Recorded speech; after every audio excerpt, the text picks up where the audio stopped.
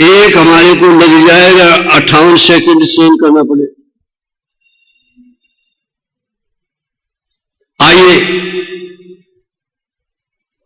महाभारत का युद्ध हुआ, पांडव की जीत हो गई, पांडव गद्दी पर बैठ गए। पांडव गद्दी पर बैठ गए तो एक दिन की बात है, विदुर जी जिस समय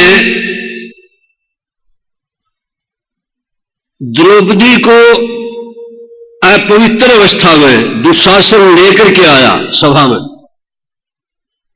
उस समय विदुर जी बहुत बोले। विदुर जी ने बहुत उसका अगेंस्ट किया, लेकिन धृतराष्ट्र राजा था उस समय, और धृतराष्ट्र का बेटा दुर्योधन राजा का बेटा था। दुर्योधन ने कहा, इस दासी पुत्र को बाहर निकालो, ये सभा में क्यों आया? विदुर जी ने सोचा, मेरे को कोई धक्का मार करके बाहर निकालेगा, बाहर निकालने वाले को पाप लगेगा, बाहर निकालने वाले को पाप लगेगा। मैं किसी को पापी बनाने नहीं आया। एक बात ध्यान करना, हमें भी ऐसा प्रयत्न करना चाहिए, कोई काम ऐसा ना करें कि हम किसी को पापी बनाएं। हम मान लो महेंद्र जी को कह दे, महेंद्र जी तुम हमारे लिए बोल देना उसके सामने झूठ, इसका मतलब हमने कोई साहब को पापी, ऐसा कभी ना करो।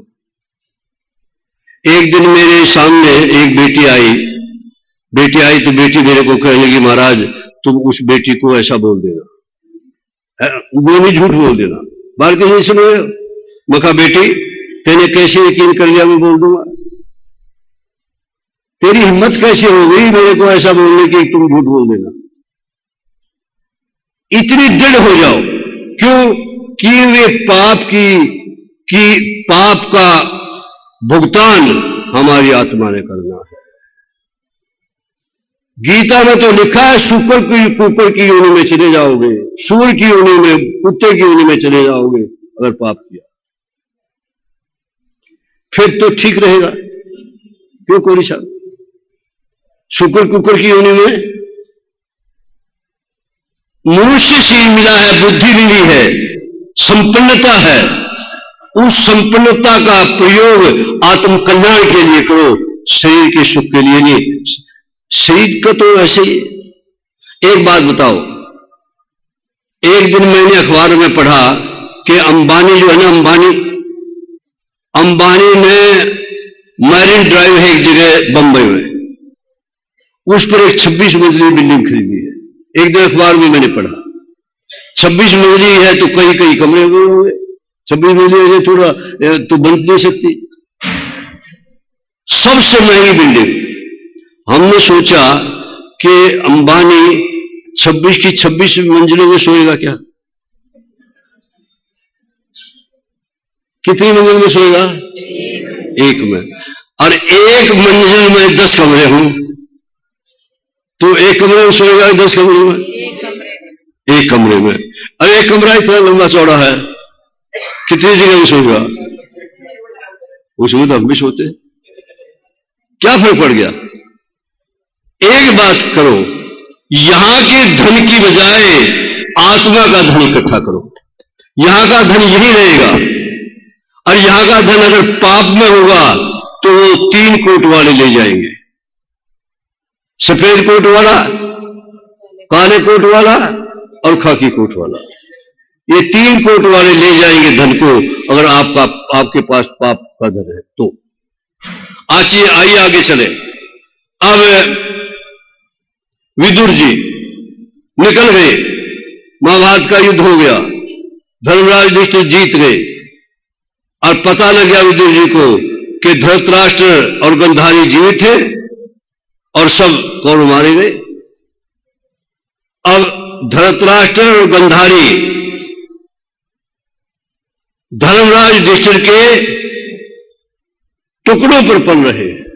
ये जीवन का ऐसा, आगे आगे बढ़ जाओ बेटा, आगे आगे, उधर आगे हो जाओ, आगे पीछे चले जाओ, पीछे। श्रीमन नारायण नारायण तुम आगे आगे हो जाओ भाई, पीछे पीछे चले जाओ बेटा, तुम सारे पीछे चले जाओ। श्रीमन नारायण नारायण नारायण नारायण नारायण नारायण नारायण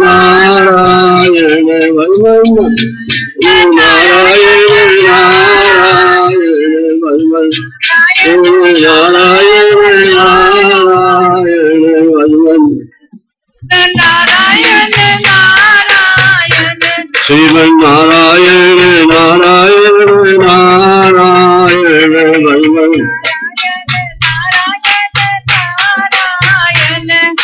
बोलो आनंद कांद सदानंद भगवान की। विदुर जी, रामफल भैया इधर ध्यान करो। विदुर जी जहां अधर्म की चर्चा हो रही थी सैन्य की, निकल गए वहां से। इसलिए निकल गए, मैं इनसे तगड़ा तो हूं नहीं, इनको मना नहीं कर सकता।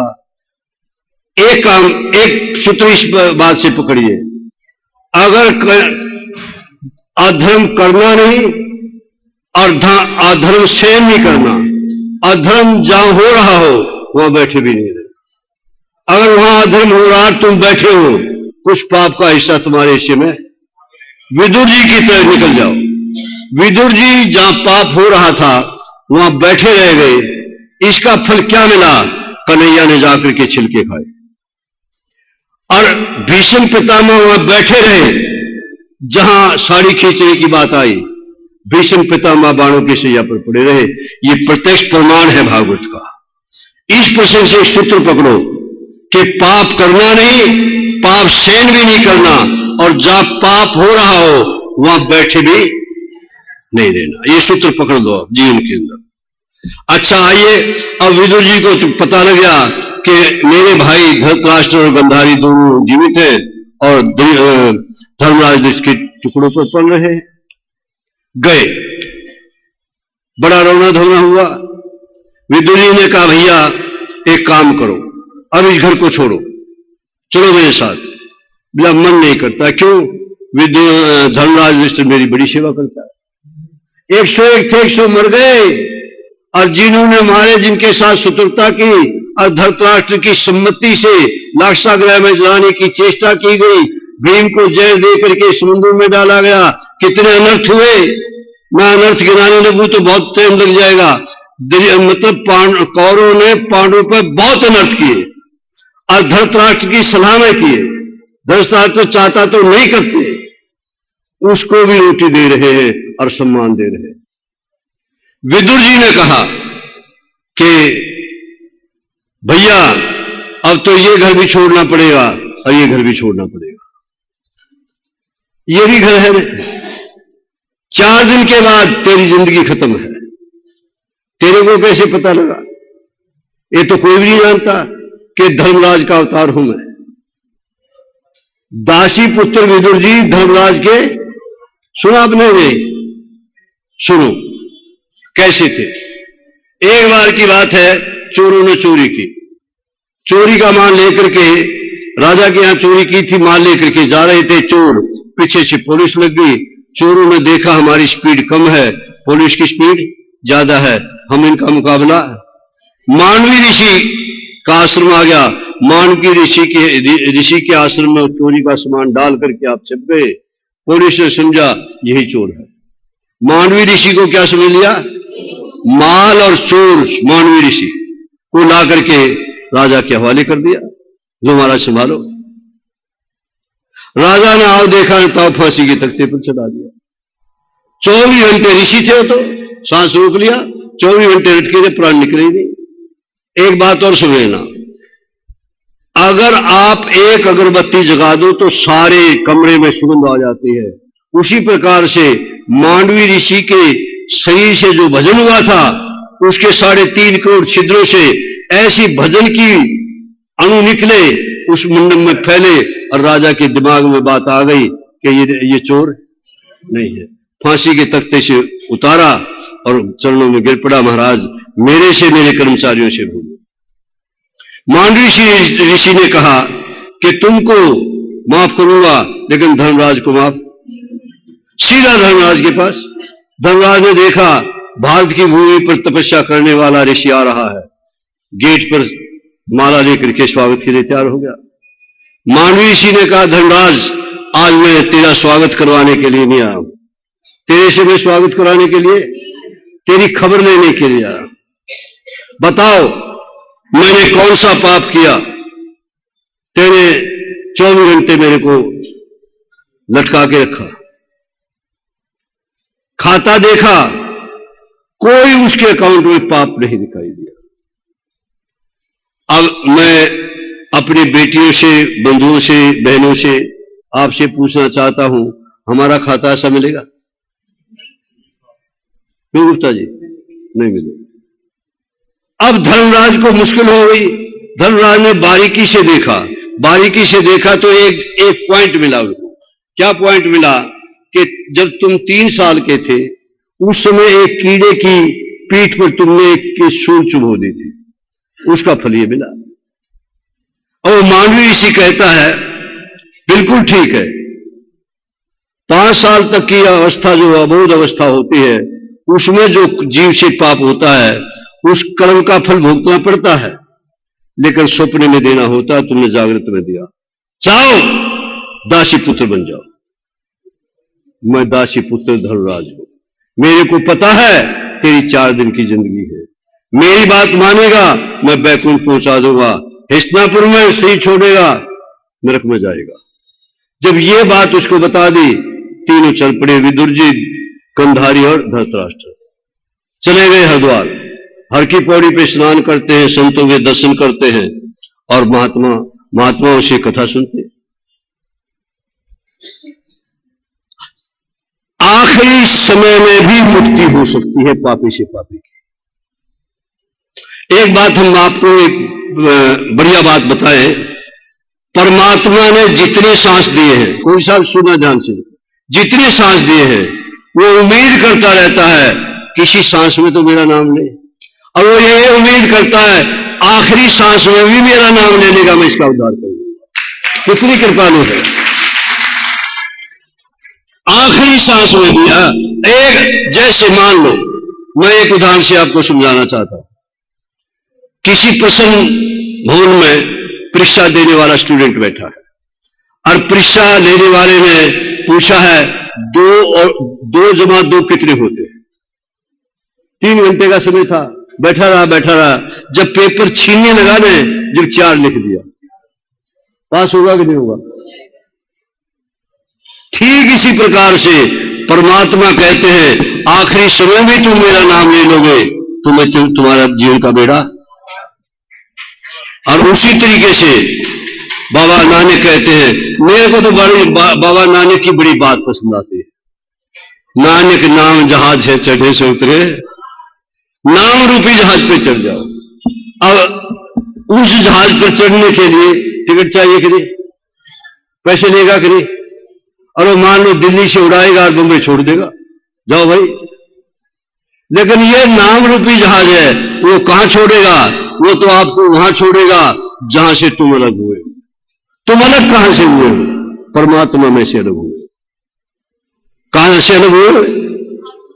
ईश्वर अंश जीव विनाशी। ये जीव जो है किसका अंश है? परमात्मा का अंश है।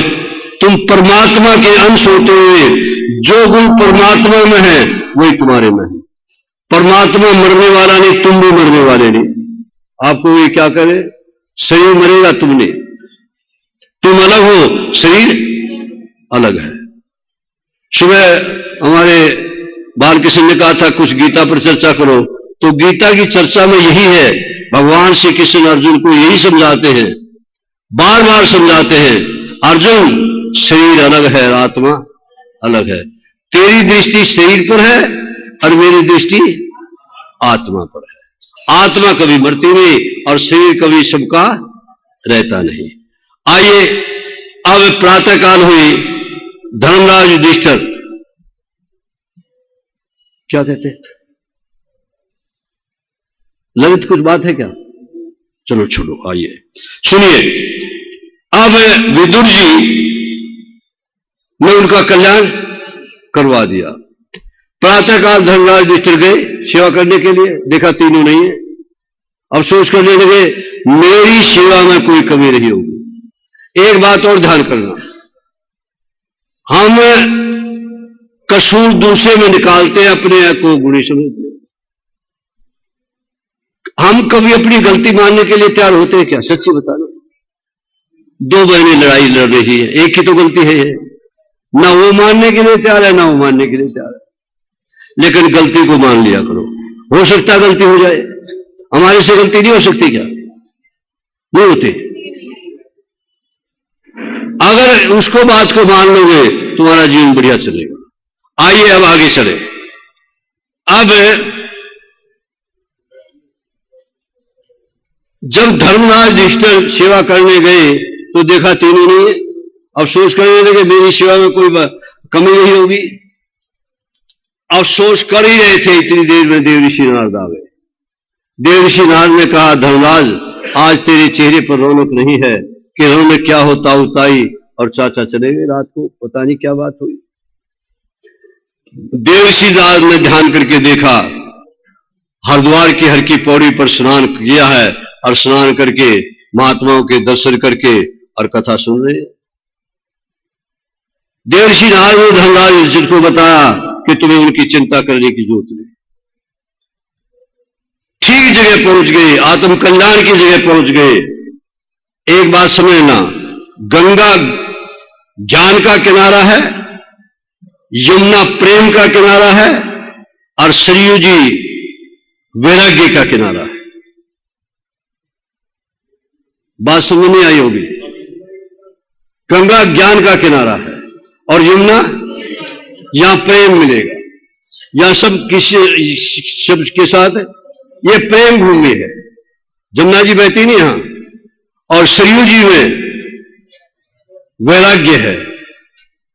अयोध्या में कोई भी महात्मा यूं करता दिखाई नहीं देगा आपको। वो कहते हैं कि यूं अगर हम करेंगे, हमारी माता जानकी कहेगी कि मेरे पर भरोसा नहीं है तुम्हें। तो उस गंगा के किनारे, ज्ञान के किनारे ले गए विदुर जी। धर्मराज युधिष्ठिर ने कहा,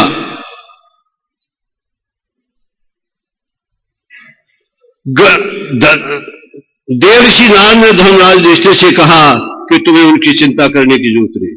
आज के 4 दिन के बाद तुम्हारे ताऊ जी से ही छोड़ देंगे और तुम्हारी ताई उनकी साथ सती हो जाएगी। और घबराने लगे। देव ऋषि नारद ने कहा, तुम्हें घबराने की जरूरत नहीं है, 5 महीने के बाद तुम्हारा विषय छूटेगा, तुम अपनी चिंता करो। अच्छा, कभी मन में आता है कि एक दिन हमारी भी अर्थी निकाली जाएगी, हमारे को भी 4 कंधों पर ले जाएंगे, सब बोलते जाएंगे राम राम सत्य है, सत्य बोले गत है, राम राम सत्य है, सत्य बोले गत है, और जाकर के लकड़ियों पर रख देंगे और लकड़ी ऊपर चिन करके आग लगा देंगे और थोड़ी देर बाद वहां ठहर करके आ करके घर में कहेंगे वैसे तो अच्छा नहीं लगता, फिर सिर में दर्द हो रहा है, एक कप है। ये स्थिति हम सबकी होने वाली है।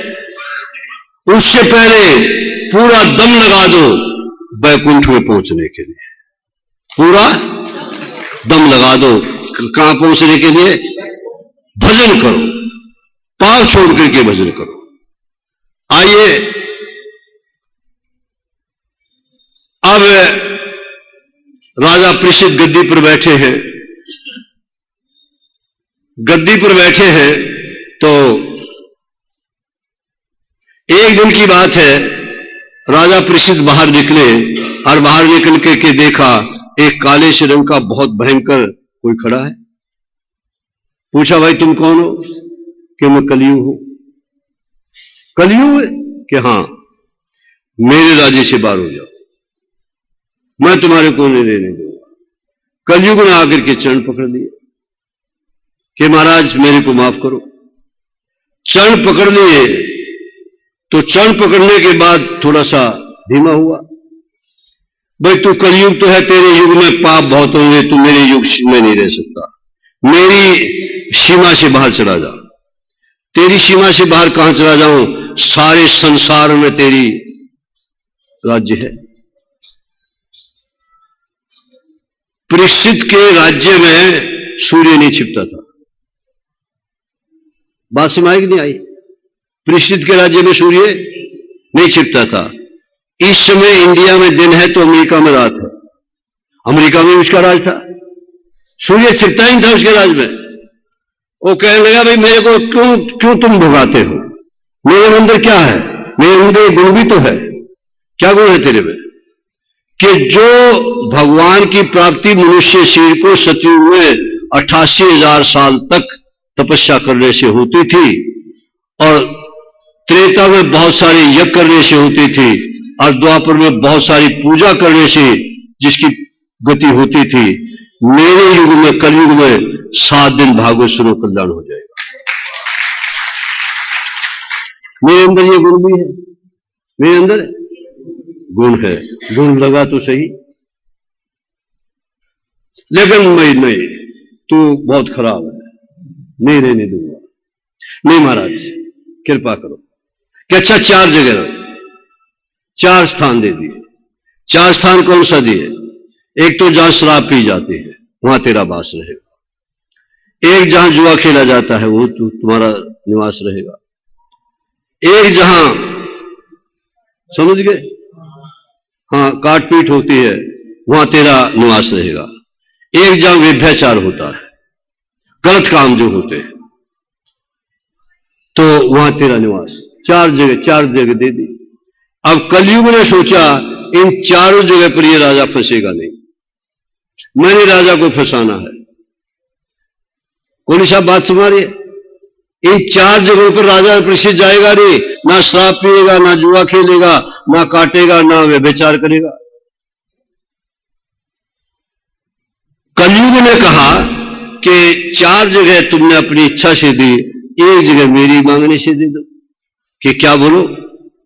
कि जो सोना पाप कर्म से पैसा इकट्ठा किया हुआ हो, वो सोना खरीदा जाए, उस सोने में मेरा वास है। परीक्षित ने सोचा इस मर जाए क्या है, पाप से खरीदा, पाप से का पैसा से खरीदा, चलो भाई अच्छा तथास्तु। अब कलयुग अपने लिए परीक्षित ने आकर के अपने बुजुर्गों की पेटियां खोलनी शुरू की। जैसे सास के जाने पर बहू पेटी खोलती है सास के, में क्या क्या रखी गई है, वैसे उसने भी खोली शुरू की राजा परीक्षित ने कि मेरे बुजुर्गों की पेटियों में देखें क्या रखा है।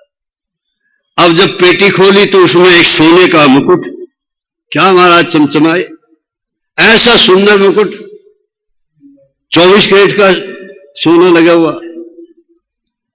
तो और ऐसी चीज देख करके मन करता है रखो, रख करके शीशे के सामने गए, जच गया, ये ठीक है।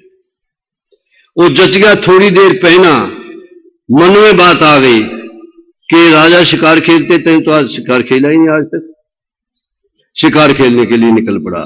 किसकी वजह से? मुकुट की वजह से। कभी शिकार खेला नहीं, गया नहीं, गर्मी के दिन थे, भूख लगी, प्यास लगी, शिकार को तो भूल गया, भूख और प्यास मिटाने के लिए समीक ऋषि के आश्रम में पहुंचा। समीक ऋषि उस वक्त ध्यान में बैठे थे, अंदर उतरे हुए थे, बाहर की कोई स्थिति मालूम नहीं थी। अंदर अपने कन्हैया का, अपने राम जी का ध्यान कर रहे थे, बाहर की कोई स्थिति नहीं। राजा परीक्षित वहां गए तो कलयुग तो सवार था सिर पे। उन्होंने सोचा इसने जानबूझ करके आंखें बंद की। ये सोचता है हम महात्मा, हमें राजा से क्या, लेकिन मेरी प्रजा है। एक मरा हुआ सांप पड़ा था वहां, उसके गले में डाला और डाल करके चल दिया।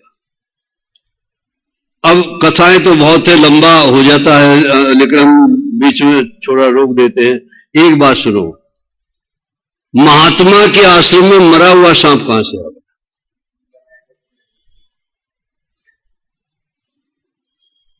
सांप मौत की निशानी होती है। सांप किसका प्रतीक है? मौत का। और महात्मा मौत की भी मौत कर देते, इसलिए मरा हुआ सांप वहां पड़ा था। तो डाला और निकल गया।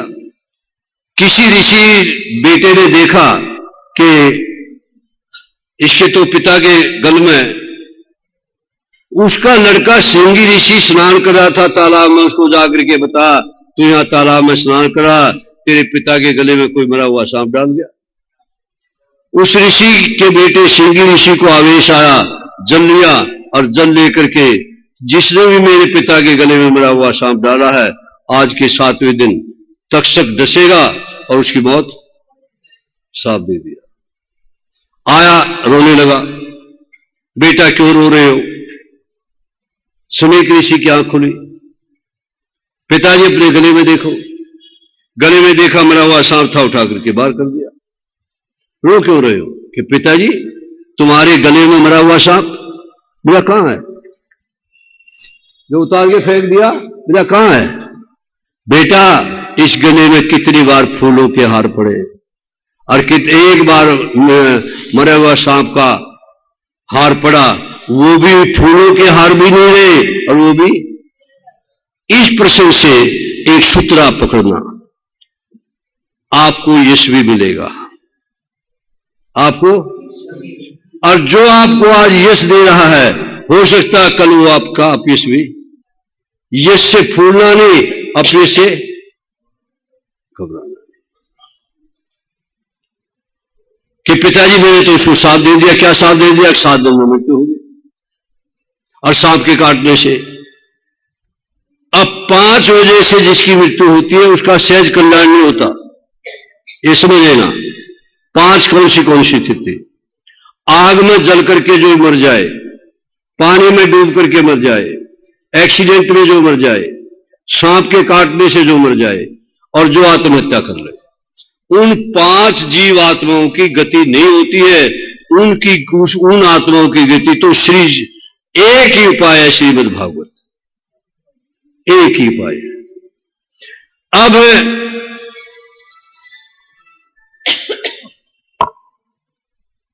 राजा परीक्षित घर में गए और मुकुट उतारा, मुकुट उतार के रखा, होश आ गई, अरे कितना जुल्म किया तेने। जो महात्मा देश की सुरक्षा के लिए, देश के कल्याण के लिए बैठे बैठे जप करते हैं, उसके गले में तेरे मनुष्य सांप का हाथ डाला। प्रार्थना की भगवान से, एक परमात्मा इस जन्म का किया हुआ पाप कर्म का फल मेरे को इसी जन्म में मिले, ताकि मेरे को अगला जन्म में जाना। हम भी सोचते हैं कभी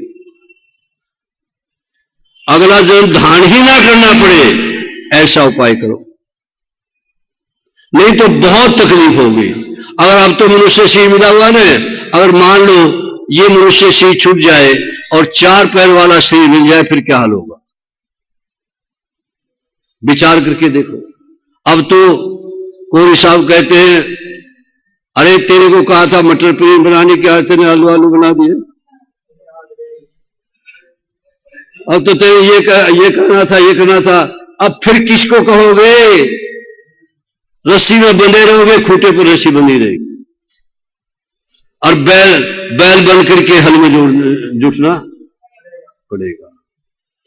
इस एक बात और समझना, ये शरीर बेटा हमेशा हमेशा के लिए तुम्हारे पास नहीं है।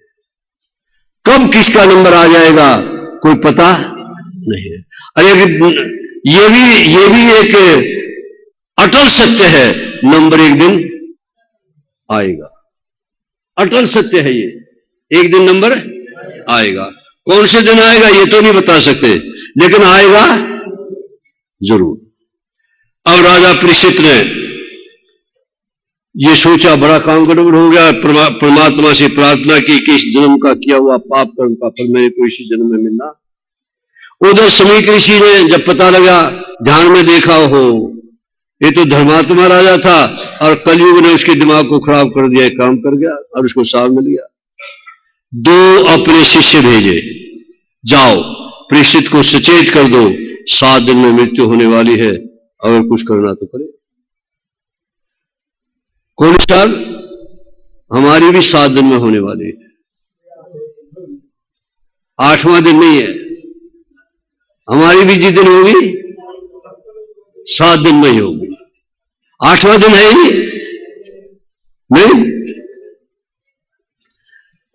अब राजा परीक्षित को जब पता लग गया, शुक्र किया कि भगवान आपने बड़ी अच्छी किया कि इस जन्म का किया हुआ पाप इस जन्म में मेरे को ले लिया। अपने बेटे जन्मे जी को राज दिया और निकल गई गंगा के किनारे शुक्रताल में। जैसे हरिद्वार में गंगा बहती है वैसे शुक्रताल में भी गंगा बहती है। शुक्रताल में गए और शुक्रताल में जाकर के निवेदन किया महात्माओं से, जो महात्मा बैठे थे, कि महात्माओं मुक्ति की युक्ति बताओ। महात्माओं ने कहा बैठ जा भाई, भजन कर, गंगा स्नान कर, भजन कर, मुक्ति मिल जाएगी। कि मेरे को तो 7 दिन में चाहिए। वो कहता हमें 700 साल हो गए, तू 7 दिन में चाहता है? कि मेरे पास 8वां दिन है ही नहीं, मैं तो बैठ तो जाऊं 8,000 साल में, लेकिन मेरा 7वें दिन तो मृत्यु होने वाली है। उसका हमारे पास कोई इलाज नहीं। ध्यान करना, जिसको राखे साइयां मार सके ना कोई।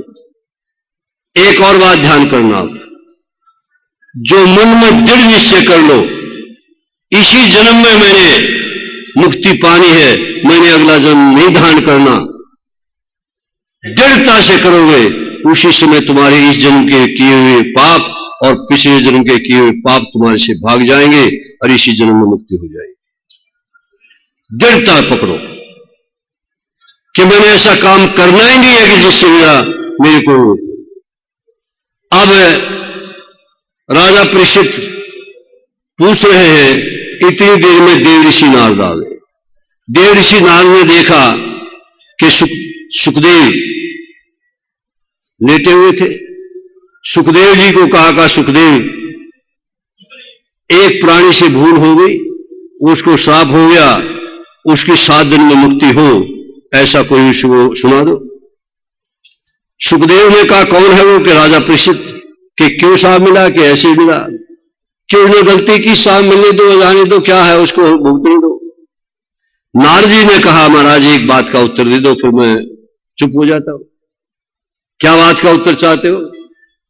कि एक अंधा है, सूरदास है, और वो सीधा जा रहा है, और सीधा जा रहा है और आगे कुआं है, और कुएं पे कोई स्पील नहीं है, वो तो बिल्कुल प्लेन है, और एक आंख वाला बाण बैठा है। उस आंख वाले को क्या करना चाहिए? उसको जाने देना चाहिए कि रोक देना चाहिए? रोक देना चाहिए, सुखदेव ने कहा। तो महाराज फिर वो ज्ञान रूपी आंख से अंधा है, ज्ञान रूपी आंख से अंधा है, और तुम ज्ञान रूपी आंख से हो। तुम उस अंधे आदमी को, उस अज्ञानी को ज्ञान दे करके उसकी मुक्ति करो। सुखदेव जी उठे और प्रकट हो गए। एक महात्मा ने, अखंडानंद जी महाराज ने भागवत पे टीका लिखी है, 3 भाग इतने मोटे मोटे, अखंडानंद जी महाराज ने। जब मैंने उनको देखा तो उसमें लिखा था कि सुखदेव के शरीर में भगवान कृष्ण प्रकट हो गए, और भगवान श्री कृष्ण प्रकट होकर के सुखदेव जी के शरीर में, और कहा राजन, जन्म के समय तुम्हारे को बचाने के लिए तुम्हारी माता के गर्भ में आ गया था। बात सुनाई ने? जब ब्रह्मशस्त्र छोड़ा, अस्वस्था माने रक्षा किसने की थी? जन्म के समय तेरे को बचाने के लिए आ गया था, और मरने के समय तेरी मृत्यु सुधारने के लिए आ गया। बैठो, 7 दिन में मुक्ति दूंगा।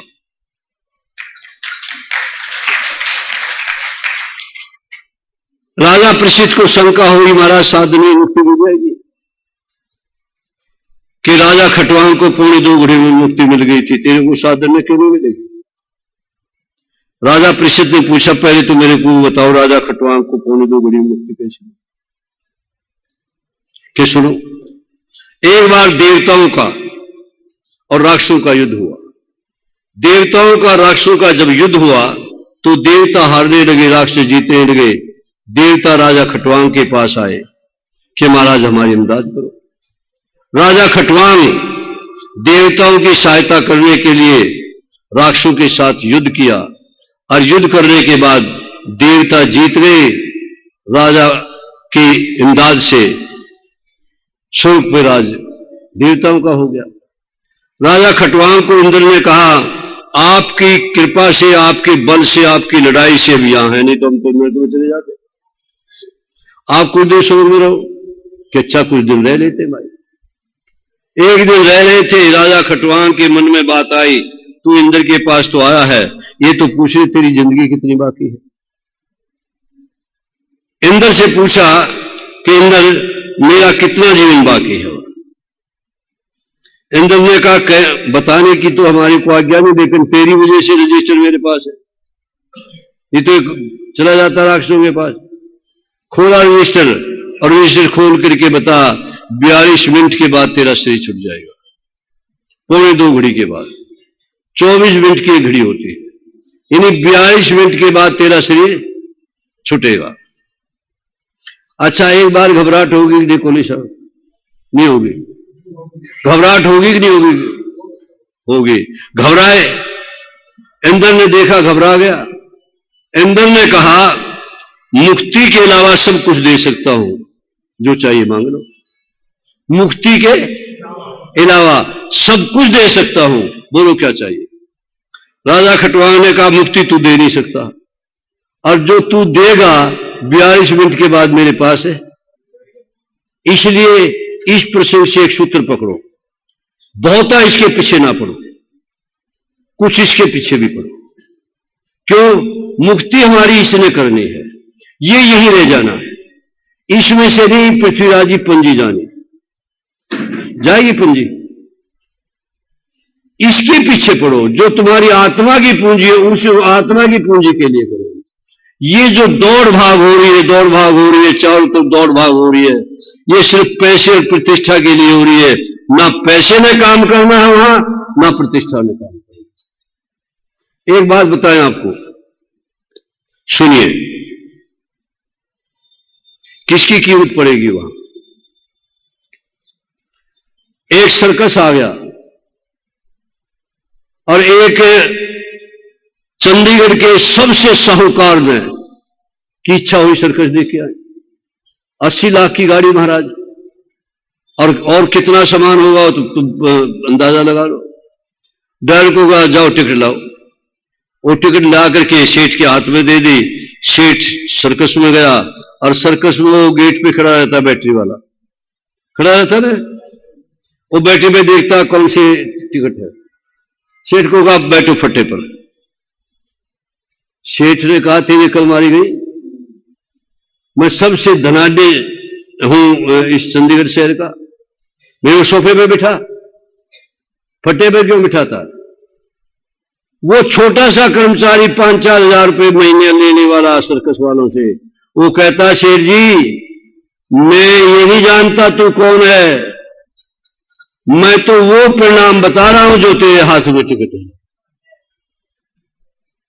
हम यहां क्या हैं? साहूकार हैं कि पदवान हैं कि ज्ञानवान हैं कि धनवान हैं कि प्रतिष्ठावान हैं कि क्या है? यहां की कीमत, तुम यहां कुछ भी हो, उसकी कीमत वहां नहीं पड़ेगी। उसकी कीमत तो पड़ेगी तू भजन कितना करके आया है, तू दान कितना करके आया है, तू परमार्थ कितना करके आया है, तू गौ सेवा करके कितने आया है, इसकी कीमत पड़ेगी। इसकी कोई कीमत पड़ने वाली नहीं है कि मेरे पास 10 करोड़ थे, 20 करोड़ थे, इतनी बिल्डिंगें थी, कितने कारखाने थे, कोई कीमत वहां नहीं पड़ेगी। इस बात का ध्यान कर दो। हां, लक्ष्मी आई है, स्वागत है, लेकिन लक्ष्मी आए तो इस बात का ध्यान रखो पाप के रास्ते से मेरे पास लक्ष्मी ना आए, और पाप के रास्ते से ना आए और धर्म के रास्ते से जाए, उसका भी कल्याण हो जाएगा लक्ष्मीवान का। लक्ष्मी आए कोई हर्जा नहीं है, लेकिन पाप के रास्ते से ना आए और धर्म के रास्ते से जाए तो उस लक्ष्मीवान का भी क्या हो जाएगा। ये मत सोचना कि लक्ष्मीवान का कल्याण नहीं होगा, घबराना नहीं। धर्म के रास्ते से लक्ष्मी आए और पुण्य के रास्ते से लक्ष्मी जाए तो उसका कल्याण होता है। आइए आगे चले। अब सुखदेव जी देवर्षि नारद के कहने से उठे और आकर के बैठ गए। राजा को कहा कि बैठो। हां, बात चल रही राजा खटवांग की। राजा खटवांग की 1.25 घड़ी में मुक्ति हो गई। राजा खटवांग ने कहा कि जो तू देगा 1.25 घड़ी के बाद मेरे पास रह नहीं सकता, मुक्ति तू दे नहीं सकता, ऐसा इंतजाम करो। स्वर्ग से सीधी मुक्ति नहीं है, इसलिए स्वर्ग में जाने की कभी चेष्टा भी नहीं करना। और भगवान ऑफर भी करें चलो स्वर्ग में भेज दे तो कभी इस लोभ में आना नहीं। मृत्यु लोक से ही परमात्मा की प्राप्ति होती है। मेरे को मृत्यु लोक में भेजो। 1 घड़ी यानी 24 मिनट लग गए उसको आने में। कहां आने में? मृत्यु लोक में आने में लग गए। 18 मिनट बाकी रह गए।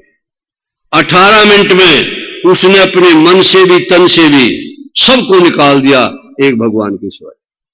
सबको निकाल दिया, मेरी बेटी, ये मेरी बहन, ये सब मेरा धन, जो कुछ भी यही आत्मा को जो इमानत भगवान ने दे रखी है वो सब अपने मन से निकाल दी और निकाल करके अपने मन की गति को लगा लिया भगवान में और प्राण छूटे। और राजा खटवांग का 1.25 घड़ी में कल्याण। तुम्हारे पास तो 7 दिन है, बैठो। अब राजा परीक्षित नीचे बैठ गए और श्री सुखदेव जी व्यास गद्दी पर बैठे। कथा प्रारंभ होती है। कथा प्रारंभ होती है। आइए इस कथा को प्रारंभ करें।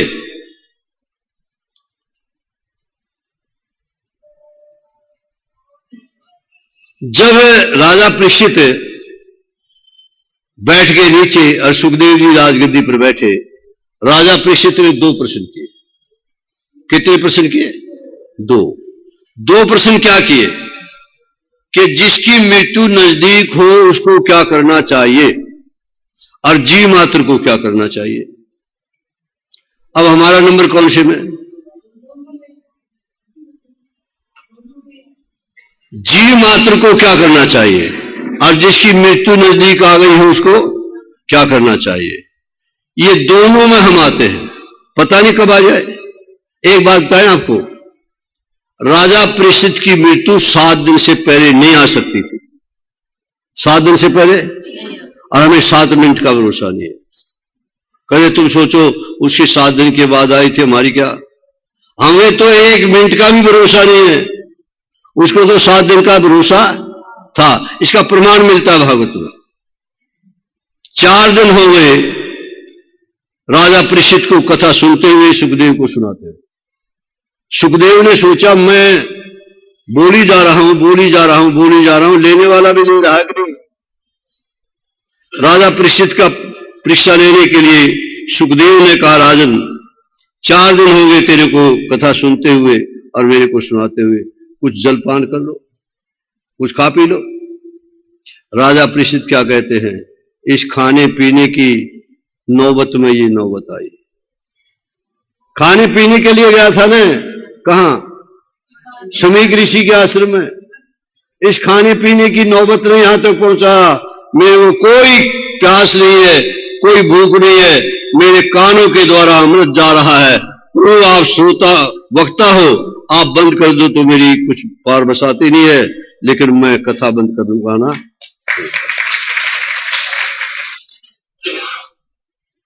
राजा परीक्षित ने एक और बात कह दी, मैं नहीं भी खाऊंगा तो 4 दिन पहले मेरी मौत हो भी नहीं सकती, क्योंकि 7वें दिन होने। अच्छा, अब आइए ये दूसरा अध्याय में 2 सवाल किए। मानव मात्र को क्या करना चाहिए और जिसकी जीवन नजदीक जिसकी मौत नजदीक आ गई उसको क्या करना चाहिए। इन 2 प्रश्नों का उत्तर सारी भागवत है। 30वें स्कंद में जब प्रवेश किया तो अभी थोड़ी देर पहले हमने बताई थी बात आपको कि भगवान श्री कृष्ण ने जब शरीर छोड़ने लगे 3 बार विदुर जी को याद किया। 3 बार। और उस समय मैत्रेय जी और उद्धव जी दोनों बैठे थे भगवान के पास। भगवान के पास बैठे थे। उद्धव जी को ये भान हो गया कि भगवान अपनी लीला को संपन्न करेंगे, अपनी लीला को संपन्न करेंगे। और संपन्न करेंगे तो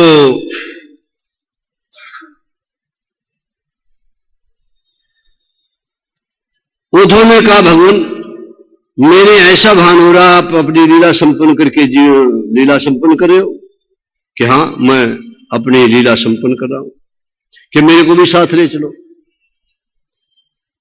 भगवान श्री कृष्ण कहते, उद्धव ये विधान ब्रह्मा जी का नहीं है, जीव अकेला आया है, अकेले ने, तुम भी अकेले आए हो, मैं भी अकेला आया हूं, अकेले तुमने जाना, अकेले मैंने जाना है।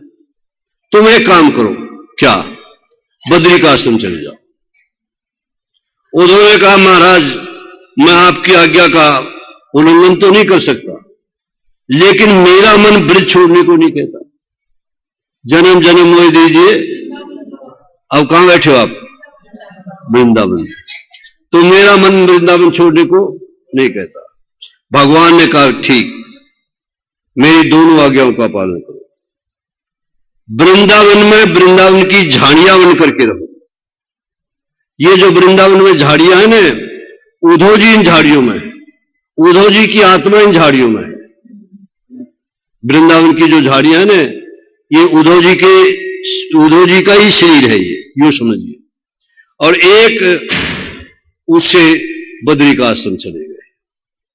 लेकिन उस समय भगवान श्री कृष्ण ने 3 बार विदुर को याद किया, मैत्रेय जी और उद्धव के सामने। अब प्रश्न पैदा यह होता है कि आखिरी समय में किसको याद किया जाता है, जो सबसे प्यारा हो। आखिरी समय में एक बात और समझ लेना, अगर किसी दादी का, परदादी का, दादे का, बूढ़े आदमी का किसी का समय आ जाए और जब ये पता लग जाए कि अब ये, उस समय क्या करना चाहिए? बुआ को बुलाओ, भतीजी को बुलाओ, इसको बुलाओ, इसको बुलाओ? नहीं, उसके सामने भगवान का फोटो रखो, उसके कान में गीता के श्लोक बोलो, उसको कहो राम राम बोले, उसके आंखों के सामने भगवान का फोटो। यानी ऐसी स्थिति बना दो कि आखिरी समय में भगवान के दर्शन करते करते सही छूटे, भगवान की कथा सुनते सुनते सही छूटे, और दादी अम्मा राम बोल, दादी अम्मा राम का नाम बोलते बोलते शरीर छूटे, तब उसका कल्याण होता है, तो उसका कल्याण होता है। तो आइए क्या कहते हैं, उद्धव और विदुर जी की भेंट। उद्धव जी ने कहा, मेरे को भी साथ ले चलो कि नहीं, अकेला आया है, अकेला जाना है। अब भगवान श्री कृष्ण मैत्रेय जी को एक बात कह करके गए, क्या, कि मेरे विदुर को ज्ञान दे देना। 3 दफा विदुर को याद किया, किसी और को नहीं। विदुर को क्यों याद किया? एक प्रश्न पैदा होता है, ना राधा को याद किया, ना यशोदा को याद किया, ना अर्जुन को याद किया, ना मनसुखा को याद किया, अपने दोस्त को। विदुर जी को क्यों याद किया? हमें तो अपनी समझ से एक बात ध्यान में आई कि भगवान उसको प्यार करते हैं जो नीति और धर्म को नहीं छोड़ता। विदुर जी ने नीति और धर्म को नहीं छोड़ा, किसी लालच में नहीं फंसा, और किसी नहीं तो वो भी बैठा रहता, लेकिन निकल गया नहीं, अधर्म जहां हो रहा मैं बैठूंगा नहीं। और उसी का एक परिणाम था कि विदुर जी के यहां छिलके जाकर के खाए। भगवान मैत्रेय जी को कह गए, मेरे विदुर को ज्ञान दे देना, और भगवान ने शरीर अपना छोड़ दिया। इसके बाद कथा आती है, दिति है, कश्यप की धर्मपत्नी है। दिति कश्यप की धर्मपत्नी होते हुए एक दिन इस समय, जो ये समय है, इस समय अपने पति के पास गई और पति के पास जाकर के कहने लगी, मेरे को इसी समय तेरे अंश से पुत्र चाहिए, इसी समय। कश्यप ने कहा, देवी ये संध्या करने का समय है, भगवान का नाम लेने का समय है, पूजा करने का, आरती का समय है, समय आएगा तेरी इच्छा पूरी करेंगे कि नहीं, मेरे को तो इसी समय चाहिए। मजबूर कर दिया दिति ने कश्यप को, अपने पति को मजबूर कर दिया। तो कश्यप ने सोचा जो भगवान की इच्छा। कश्यप ने उसके मन की इच्छा पूरी की। स्नान करके अपना संध्या करने के लिए बैठे। संध्या करने के लिए जब बैठे तो तब उसको अपनी भूल याद आई। बड़ी भूल की तेने तो। अपने पति कश्यप के पास गई और शरणागत हो गई, महाराज मेरे को माफ करना, मेरे से बड़ी भारी भूल होगी, बहुत बड़ा पाप हो गया मेरे से। कि दुष्ट है, उसका पति कहता है तेने मेरे से ऐसे में ऐसा काम करवाया जो बिल्कुल अधर्म का है। जाओ, तेरे गर्भ से 2 राक्षस पैदा हुए। क्या कह दिया? तेरे गर्भ से 2 राक्षस पैदा हुए। कृपा करो महाराज, कृपा करो। शरणागति हो गई, बहुत विनय करती है कि जाओ, एक बात होगी। क्या होगी? होगी बात ये कि तेरे पुत्रों को मारने के लिए भगवान अवतार लेंगे। तेरे पुत्रों को मारने के लिए भगवान अवतार देंगे। तेरे पुत्रों को मारेंगे भगवान। भगवान के हाथ से जिसकी मरण होती है उसकी गति होती है। और कृपा करो महाराज, और कृपा करो। कि और कृपा की बात यह है कि तेरे बेटे का बेटा भक्त होगा। ये 2 वरदान उसको श्राप के साथ साथ मिल गए। अब एक दिन की बात है, सनकादिक मुनि जो ब्रह्मा जी के 4 मानस पुत्र हैं, सबसे पहली सृष्टि है ये। सबसे पहली सृष्टि कैसे हुई सुनो।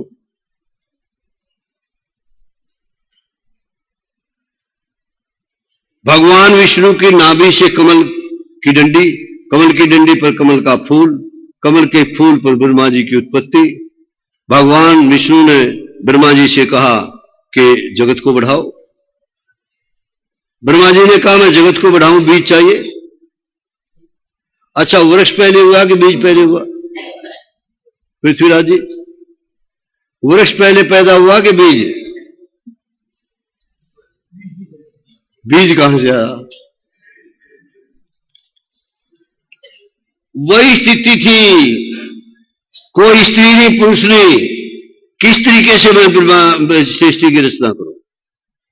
भगवान ने कहा मैं नहीं जानता, तेरे जुम्मे लगा दी, तू सृष्टि की रचना कर। ठीक है। ब्रह्मा जी ने मन से प्रेरणा की कि 4 पुत्र होने चाहिए। मन से सोचा और 4 सामने खड़े हो गए। सनक, संदन, संतन और संत कुमार, ये 4 खड़े हो गए। पिताजी क्या आज्ञा है? कि सृष्टि को बढ़ाओ, सृष्टि को बढ़ाओ।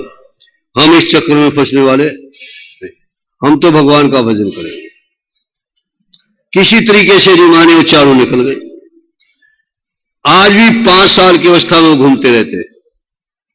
हमें ना दिखाई दे वो अलग बात है, लेकिन आज भी 5 साल की अवस्था में वो घूमते रहते हैं। अब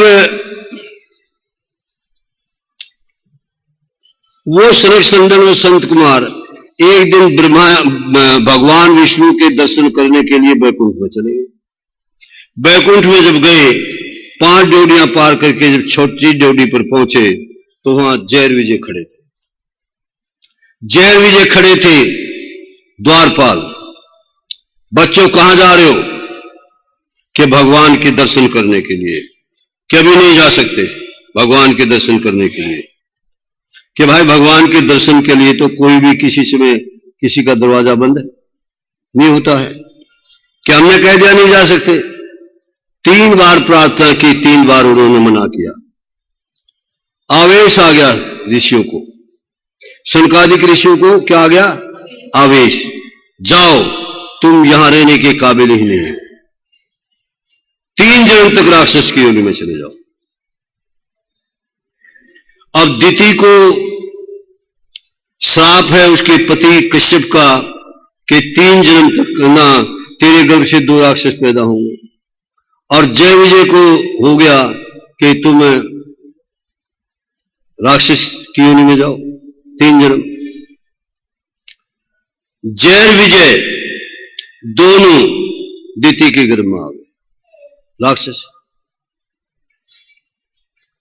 कहते हैं 100 साल तक अपने गर्भ में रखा, क्योंकि दिति को पता था कि मेरे गर्भ से राक्षस पैदा हो और राक्षस तबाही मचा देंगे। समय तो आया, समय आया, पहला पुत्र हुआ। जब पहला पुत्र हुआ तो उसका नाम हिरण्याक्ष, और उसके बाद जो हुआ उसका नाम हिरण्यकश्यप। इतने बलवान महाराज, क्या कहना, बहुत बलवान। तो उस वक्त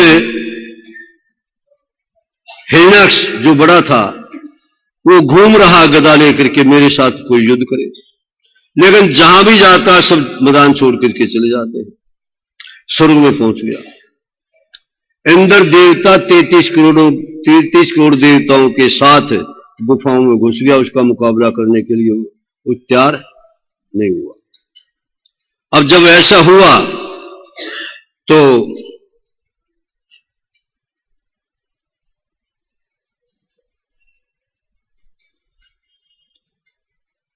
देवर्षि नारद मिल गए। उससे पहले भगवान ने ब्रह्मा जी को कहा कि ब्रह्मा जी सृष्टि को बढ़ाओ, सृष्टि पैदा करो, सृष्टि को बढ़ाओ। ब्रह्मा जी ने कहा मैं सृष्टि तो बना दूंगा, लेकिन मेरी सृष्टि बनाई हुई रहेगी कहां? पृथ्वी तो पाताल में चली गई है। भगवान ने कहा पृथ्वी को पाताल से निकाल करके जल पे स्थापित करने का काम मेरा, और सृष्टि को बढ़ाने का काम तेरा। ठीक है। ब्रह्मा जी ने सांस लिया, और सांस के साथ एक छोटा सा सूर्य का बच्चा पैदा हो गया, और देखते देखते विशाल रूप धारण कर लिया। उस सूर्य के बच्चे ने परमात्मा थे, और गहराई में नीचे पाताल में उतर के दोनों दांतों पर पृथ्वी उठाई, और वो समुद्र के रास्ते से ऊपर ला रहे थे। देवर्षि नारद को पता था कि भगवान का अवतार हो गया है, बड़ा अवतार। एक बात और देखिए,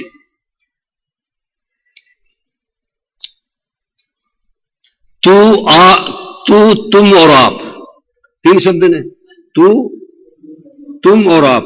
कौन सा शब्द बढ़िया है इसमें? और भगवान को हम आप बोलते तू बोलते? तू दयालु दीन हो, तू दानी हो भिखारी। और हमारे को तू बोल दे तो भगवान की कृपा देखिए, भगवान सब कुछ सहन करते। गुप्ता जी बात समझ ना? भगवान को तू बोलते हैं नहीं बोलते, और हमारे को कोई बोल दे तो लड़ाई हो जाए। उसी प्रकार से भगवान ने सूर का रूप धारण कर लिया संसार के हित के लिए।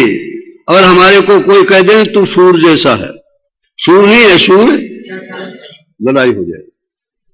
लेकिन भगवान कितने कृपालु हैं, सूर का रूप धारण कर लिया, और सूर का रूप धारण करके और ला रहे थे। देवर्षि नारद को पता था इस समय भगवान जो हैं वो उसको ला रहे हैं, भगवान उसको ला रहे हैं, और इसकी मौत उसके हाथ से लिखी है, इसका कल्याण उसके हाथ से लिखा है।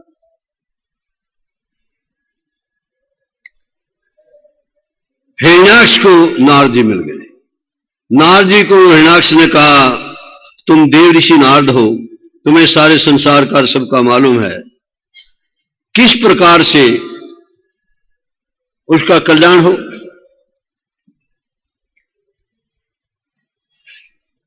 देवर्षि नारद ने हिरण्याक्ष को कहा कि तुम्हारी भुजाओं की खुजली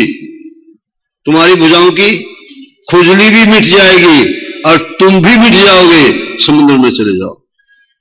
वो तो इतना अभिमान में था कि तुम भी मिट जाओगे, तो बात सुनी नहीं कि मेरे साथ कौन युद्ध करे। और समुद्र में पहुंचा।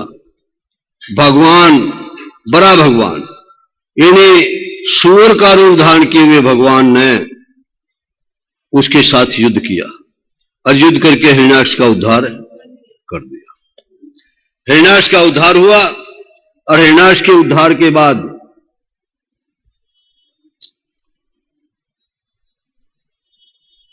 जब हिरण्याक्ष की धर्मपत्नियां और उसकी माता रोने लगी,